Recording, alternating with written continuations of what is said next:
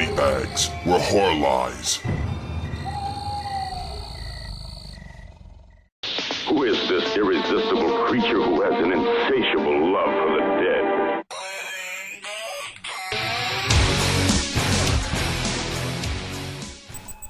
Hey guys, happy Thursday, this is your fright chick speaking.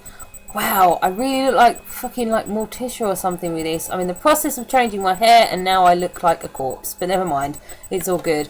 Okay, so this week I am doing From Dusk Till Dawn 3, The Hangman's Daughter. Okay, I was going to do the second one just because I'm like anal attentive like that with numeracy and whatnot, but the second one sucks so bad I can't remember what happened in it, even though I did watch it, except for the fact that it's got the guy from T2 in it. That's all I remember from it.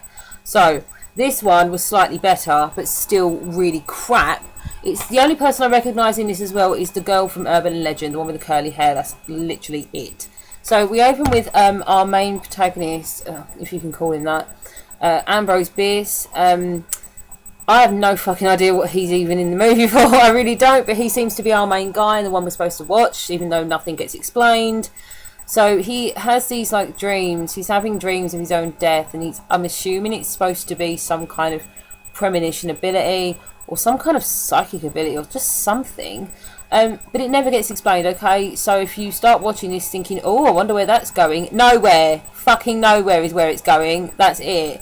Okay, so he has his dreams and he wakes up, and I'm not sure where they are in Mexico, if they're actually in Mexico yet, but they're travelling to Mexico.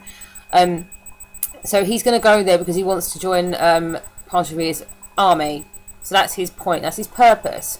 Along the way, he ends up in like a stagecoach with a newlywed couple called John and Mary, the girl from Urban Legend. And they're just basically Christians. They're on like a missionary thing. Is it missionary? Yeah, they're on like a mission to like go and teach Christianity to Mexican people, basically. And we also have right at the beginning, this is all in kind of like the first 10 minutes, we have another girl called Reese, who is like, I don't know, I think there's a word for a character like her, but she wants to be like a guy. She's trying to become an outlaw. That's her whole shtick, this film. Trying to become an outlaw. And she kind of, I think she tries to steal from Ambrose at the very beginning, and she ends up tracking them down with Johnny Madrid. Johnny Madrid is our outlaw, our actual real life hardcore outlaw for this movie. So we have Ambrose and all this kind of stuff going on here, and then we have Johnny Madrid going on over here for like the first 10 minutes. Johnny Madrid, he is basically going to be hanged.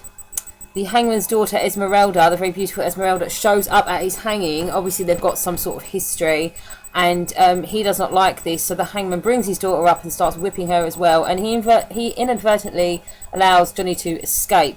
Johnny then takes Esmeralda with him, sort of half kidnaps her-ish. She actually wants to go, but he does kind of kidnap her.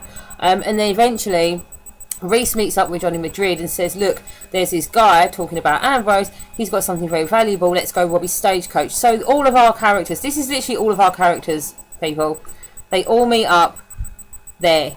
That's it. They all meet up at this stagecoach and shit goes down and people get robbed, and I don't think anyone dies at this point. But then they all go their separate ways again. So Johnny and Esmeralda and Reese all go back off talking about how the fucking robbery was crap because there wasn't anything valuable except for him. And then we have Mary and John and we have Ambrose, and they all go to separate ways. And nothing really happens, okay? Nothing actually happens except for the fact that Reese kind of gets called out on her bullshit, saying that she's so hardcore and all this, and she's not. And they leave her there in the desert to die, basically. But as night falls, this is like quite a bit of the movie this is going on for. It's really boring. But when night falls, they all manage to meet up at the exact same place, which is literally the whorehouse. It is what was it, the Titty Twisters or something from the first one, but it's obviously set in like the 1800s, 1900s, whatever it is. So it's like a tavern, and Danny Trejo's in it, and I love the fact that when they got there and they got to like the bar, he was the bartender. I was like, oh yes, I'm so glad you did a cameo in this, it's amazing.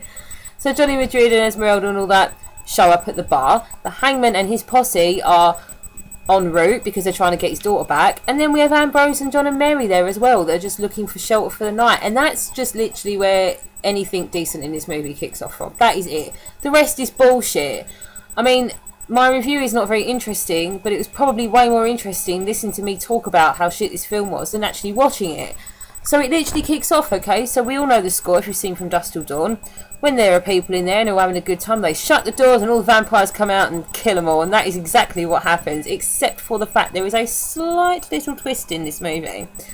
As they're all trying not to die, basically, they manage to get themselves into the catacombs of the place, you know, they get down into the underground of it, I guess.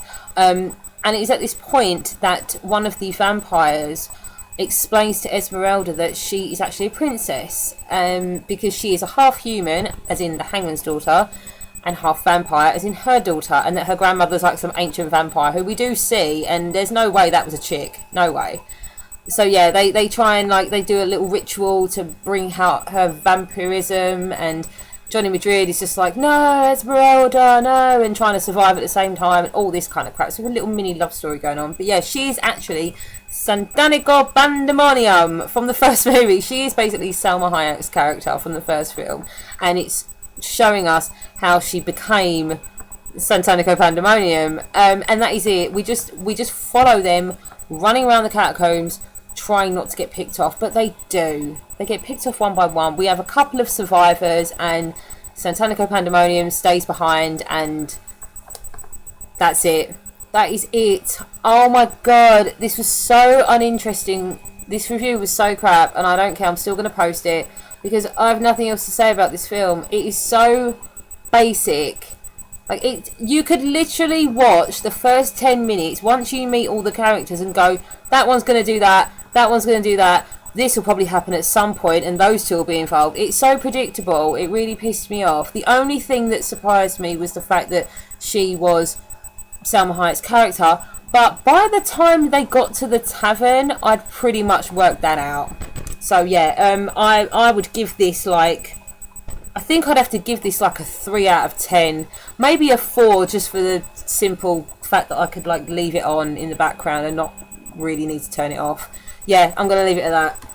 So yeah, if you saw the second one and it put you off for life, I'd say give it a watch, at least for that part. But it's really not worth much money at all, and it's really not worth your time. So yeah, sorry. Bye.